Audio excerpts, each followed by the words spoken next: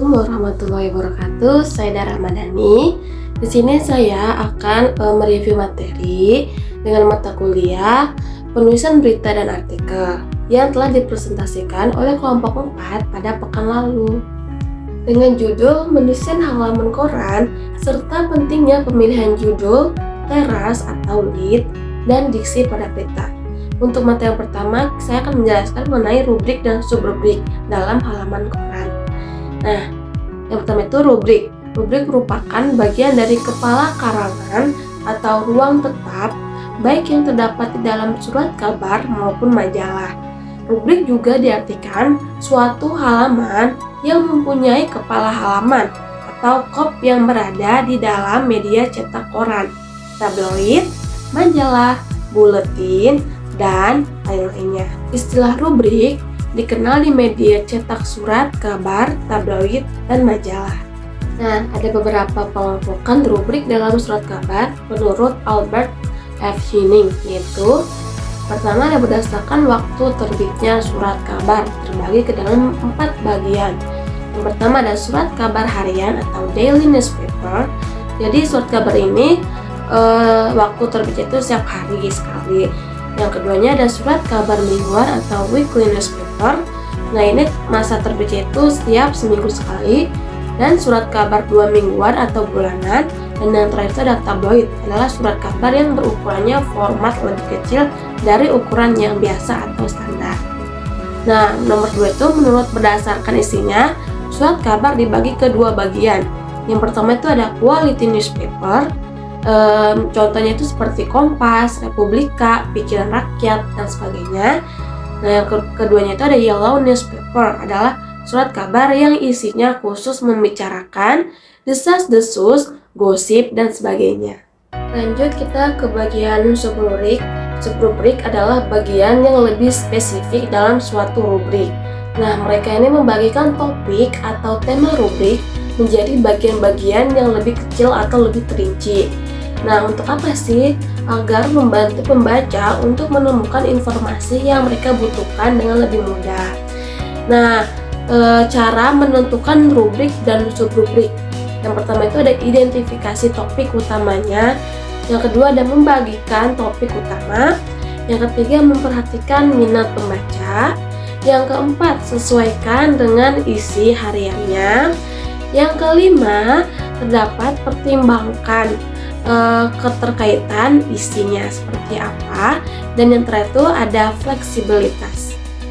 Lanjut ke bagian judul berita. Pengertian judul berita adalah identitas berita. Tanpa judul berita, sehebat apapun tidak ada artinya. Nah, judul berita sangat mendasar dilihat dari 2 sisi kepentingan. Yang pertama, bagi berita itu sendiri. Tanpa judul, dia adalah sesuatu yang anonim, tak dikenal, abstrak, sehingga tak akan bicara apa-apa. Nah, lanjut ke bagian karakteristik judul beritanya. Nah, di sini terdapat 6 karakteristik yang perlu diperhatikan dalam membuat judul berita, yaitu yang pertama terdapat mencerminkan isi. Nah, judul berita itu harus mencerminkan isi dari beritanya tersebut. Ketika orang membaca judulnya sudah memperkirakan isi yang bakal diketahui dalam berita tersebut. Yang kedua, ada kalimat pendek dan abstraktif. Nah, judul merupakan etalase atau tempat memamerkan sesuatu agar orang tertarik untuk membacanya gitu. Yang ketiga, ada penggunaan nama. Judul yang berisikan nama seseorang sebaiknya hanya digunakan pada tokoh yang dikenal luas di kalangan masyarakat. Yang keempat, judul pertanyaan. Yang kelima, judul kutipan. Yang keenam, membebaskan kata. Apa yang dimaksudkan dengan membebaskan kata? Nah, pembuatan judul berita tidak sepenuhnya terikat pada aturan atau kaidah baku bahasa saja. Lanjut ke bagian fungsi dan jenis judul berita. Nah, fungsi dari judul berita ada 4. Yang pertama, untuk menarik minat pembaca. Yang kedua, untuk merangkum isi berita. Yang ketiga, untuk melukiskan suasana berita. Yang keempat, untuk menyerasikan kewajahan surat kabar. Lanjut kita ke bagian ke jenis beritanya.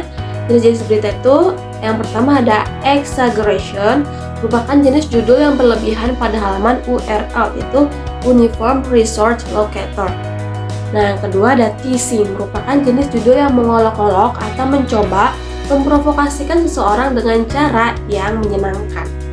Lanjut ke bagian 3, ada inflammatory, adalah jenis judul yang bermaksud membangkitkan perasaan marah.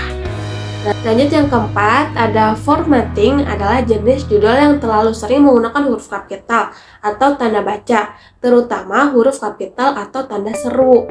Yang kelima ada bait and switch, adalah hal yang dituliskan tersirat dari judul tidak ada di URL. Yang keenam, wrong atau salah, adalah jenis judul maupun artikel yang salah. Yang ketujuh ada ambiguous atau ambigu, adalah jenis judul yang tidak jelas atau membingungkan. Dan yang terakhir ada graphic, adalah judul yang mengandung materi yang cabul. Nah, kita masuk ke bagian syarat judul berita. Yang pertama itu harus provokatif, berarti judul yang dibuat harus mampu membangkitkan minat dan perhatian. Yang kedua ada singkat dan padat, berarti langsung tegas, terfokus, mengukik pada intisari berita dan tidak bertele-tele. Yang ketiga itu ada relevan, artinya berkaitan atau sesuai dengan pokok susunan pesan. Yang keempat fungsional. Yang kelima formal, berarti resmi atau langsung. Yang keenam representatif atau berarti judul berita yang sudah kita tetapkan sudah mewakili isi berita tersebut. Yang ketujuh ada merujuk pada bahasa yang baku, menyentuh pada identitas terpenting sebuah berita. Spesifik, berarti judul berita jangan menggunakan kata-kata yang umum. Selanjutnya kita membahas mengenai teras atau lead berita. Nah, pengertian teras atau lead berita merupakan paragraf pertama dalam struktur penyajian berita di media massa.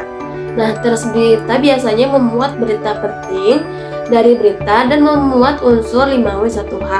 Teras berita menjadi perhatian utama setelah judul, sebab teras berita sebagai pengarah berita yang merupakan salah satu faktor pertimbangan pembaca. Lanjut ke bagian kedua, ada fungsi teras atau lead berita, yaitu pertama abstraktif, kedua introduktif, yang ketiga korelatif, dan keempat kredibilitas. Nah, jenis-jenis teras berita ada 10 kalau salah. Ada who lead atau teras berita siapa, kedua ada what lead, teras berita apa, yang ketiga ada when lead, teras berita kapan, yang keempat ada where lead, teras berita di mana, why lead, teras berita mengapa, how lead, teras berita bagaimana. Ketujuh ada contrast lead, teras berita kontras. Yang ke-8 question lead atau teras berita kutipan. Yang ke-9 ada question lead atau teras berita bertanya. Yang ke-10 ada descriptive lead, yaitu teras berita pemaparan. Yang ke-11 ada narrative lead, yaitu teras berita bercerita. Yang ke-12 ada exclamation lead atau teras berita menjerit. Kebagian selanjutnya ada pedoman penulisan teras berita. Yang pertama itu secara sederhana, teras berita adalah paragraf pertama yang memuat fakta atau informasi terpenting dari keseluruhan uraian berita.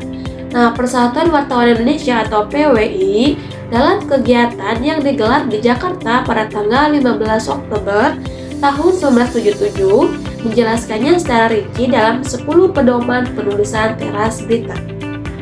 Yakni yang pertama ada teras berita yang menempati alinea atau paragraf pertama harus mencerminkan isi beritanya. Yang kedua, teras berita dengan mengingat sifat bahasa Indonesia. Yang ketiga, teras berita harus ditulis dengan baik. Yang keempat, hal-hal yang tidak begitu mendesak namun berfungsi sebagai penambah atau pelengkap keterangan hendaknya dimuat dalam badan berita. Yang kelima, ada teras berita sesuai dengan naluri manusia yang ingin segera tahu apa yang telah terjadi itu. Nah, sebaiknya mengutamakan unsur apa. Yang keenam, ada teras berita juga dapat dimulai dengan unsur siapa. Yang ketujuh, ada teras berita jarang mempergunakan unsur bila mana pada permulaan berita. Yang ke-8, urutan unsur dalam teras berita sebaiknya unsur tempat terlebih dahulu. Yang ke-9, unsur bagaimana atau how, dan unsur mengapa why diuraikan dalam badan berita. Yang ke-10, teras berita dapat dimulai dengan kutipan pernyataan seseorang atau question list. Nah, kita memasuki materi terakhir itu mengenai diksi berita. Pengertian diksi atau pilihan kata merupakan ketepatan seseorang dalam memilih dan menggunakan kata sesuai dengan situasi dan kondisi. Nah, ketetapan ini mempermasalahkan kesanggupan sebuah kata untuk menimbulkan gagasan-gagasan yang tepat pada imajinasi pembaca atau pendengar seperti hal-hal yang dipikirkan atau dirasakan oleh pembaca. Ada dua persyaratan utama dalam diksi, yaitu pertama ada ketetapan pemilihan kata dan kesesuaian pemilihan kata.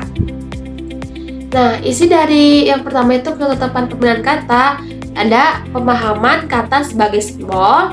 Yang kedua ada memahami adanya struktur leksikal, adanya kata asing atau kata serapan dan kata baru, dan memahami pentingnya kelangsungan pemilihan kata.